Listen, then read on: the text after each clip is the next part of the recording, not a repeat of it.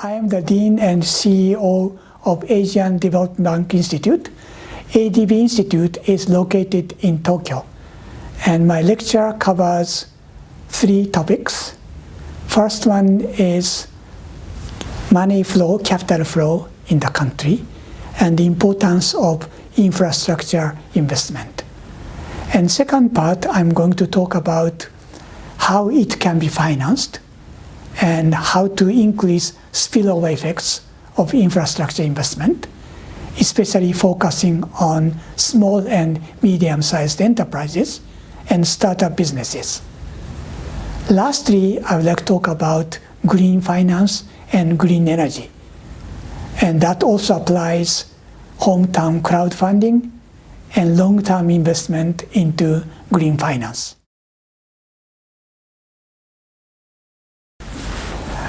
This figure shows the flow of money and goods and services very briefly about the country. I think government spending is very important for education, infrastructure, and other spendings. But in order to support government spending, tax revenue is another important source of finance. In many developing countries, budget deficits are created, which will cause financial crisis, and so on. So I think first, the collecting tax revenue properly is very important. Especially income disparities are growing, some growing economies. Then proper tax and tax to avoid tax evasions are very important. Some countries are thinking about to use satellite photo to detect the tax evasion. For example, some manufacturing industries are producing a lot. Then satellite photo can monitor how many trucks are coming to the company and bringing those products. Then tax authority can estimate how much revenues they were making. Then another case is restaurant. Big restaurant, satellite photo can detect how many customers are coming to the restaurant and multiplied by average spending, then annual revenue can be estimated. So I think modern technology will be make possible for tax authorities to avoid tax evasion. So first, it is important to receive tax revenues and then use those spendings to properly. And in many Asian countries, infrastructure is huge needs. However, if infrastructure are all financed by government spendings, then the budget deficits will be created. So infrastructure financing needs not necessarily by government spending, but also private participation into infrastructure investments are very important. It is often called private-public partnerships, PPP.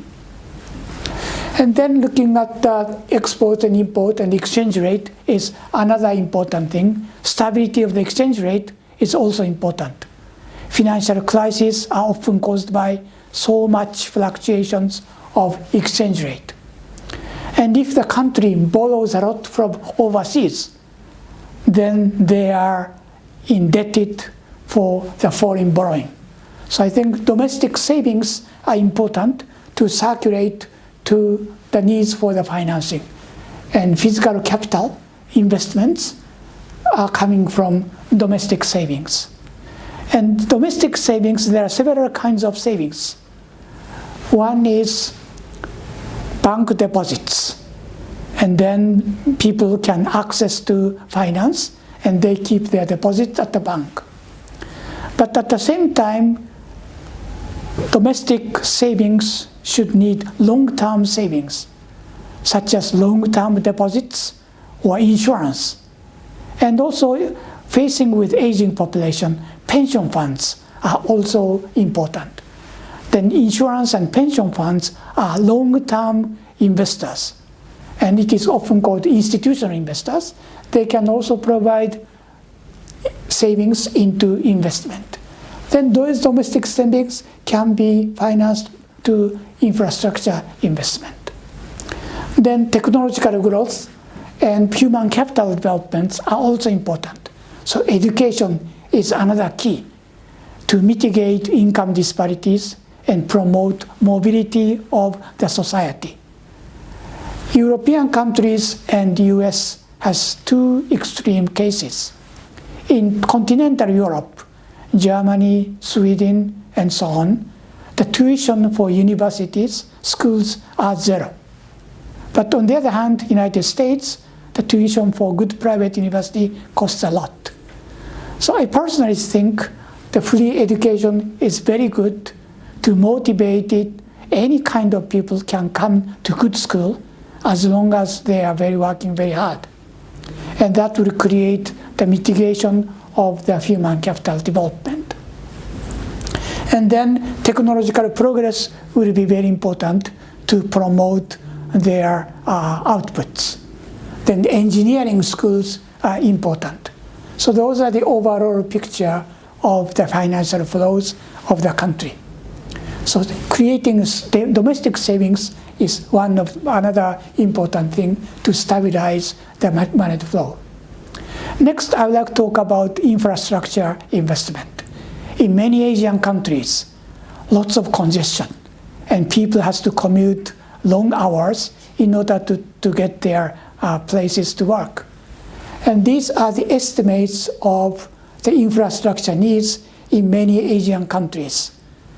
It is coming from ADB's 2017 Meeting Asia's Infrastructure Needs. Central Asia, East Asia, South Asia, Southeast Asia, Pacific region, huge amount of money will be needed for infrastructure investments. If they rely all on government spending, then the budget deficit will be created. So it is important to bring private sector finance into infrastructure investment, not only coming from government spending. Then these are the financial flows in the country. So domestic savings, there are several kinds of domestic savings. Bank deposits are most popular in many Asian countries. But selected Asian countries started insurance and pension funds. Insurance is private insurance, are important to save for their long life. So insurance is 20, 30 years. And pension funds are also important, that will secure the pension payment after they retire. And these bank deposits becomes bank loans, and that will supply to large companies and small and medium-sized enterprises. However, in many Asian countries, SMEs are very difficult to borrow money from banks or insurance companies because they are much riskier compared to large companies. And especially startup businesses are very difficult to get their borrowing from banks. For example, in Japan, many of you know Mr. Toyota and Honda. They started small business. Especially Mr. Honda had difficulty to borrow money from local banks. Then he went to Mitsubishi Bank to borrow money. Then the loan officer thought Mr. Honda is a very honest person. So Mitsubishi Bank started to lend money to Mr. Honda. So those are the stories, how difficult for them to borrow money from banks. Then infrastructure investments are all relied on public finance in the past. But as I mentioned, private sector should also invest into infrastructure. That could smoothen the construction, and also that can expand much more infrastructure in the nations. Then as far as private sectors are concerned, they are looking for the rate of return and the risks. Then they decide to where they invest. As far as infrastructures are concerned, in the past, rate of return is not so high compared to deposits, and risks associated with infrastructure investments were very large. Then this is a very simple portfolio analysis, and this shows investors prefer just safe assets, and they don't want to invest into infrastructure because rate of return is lower than safe assets and risks are higher. Then nobody wants to invest into infrastructure. That is why public sector has provided financing for infrastructure. Then if the infrastructure expands, public sector has to spend huge amount of money, which may create budget deficits. So it is important to bring private sector finance into infrastructure investment. Then in order to do so, the rate of return for infrastructure investment has to be increased. And also the risks has to be reduced. Then the private sector would like to allocate certain portion of their money to infrastructure, and other portion goes to safe assets.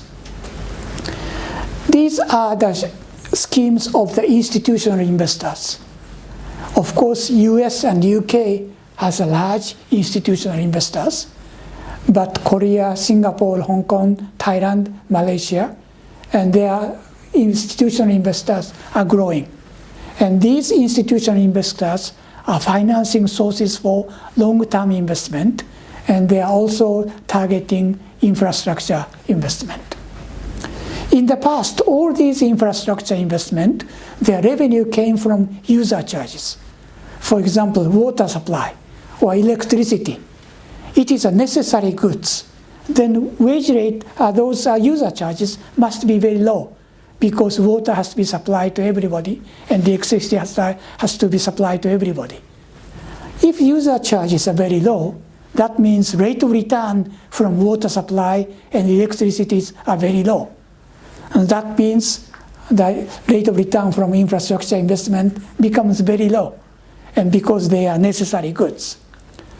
However, water supply can provide huge external effect, spillover effect into the region.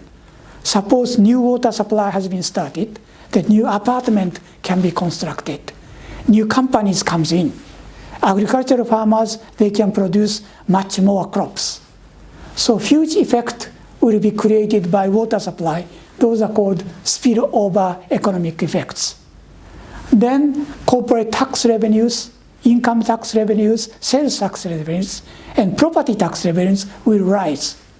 So the tax revenue will increase. In the past, all these increased tax revenues went to the government, even though those increments came from water supply. But these tax revenue all went to the government, and it was not returned to infrastructure investors. That's why the rate of return from water supply, electricity, infrastructures are very low. But if we give 50% of these increased tax revenues to investors or water supply companies, then their rate of return would have been blue dotted line. So they can earn higher rate of return compared to user charges. So I'm going to propose that infrastructure companies, investors, should receive part of those spillover tax revenues, which will increase the rate of return, and that can help constructing lots of infrastructure investment.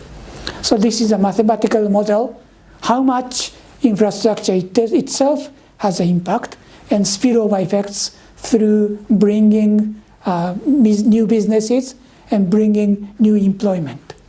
So good infrastructure, railway, highway, water supply, will create big spillover effects, and that will increase tax revenues in the region, and part of those tax revenue should be returned.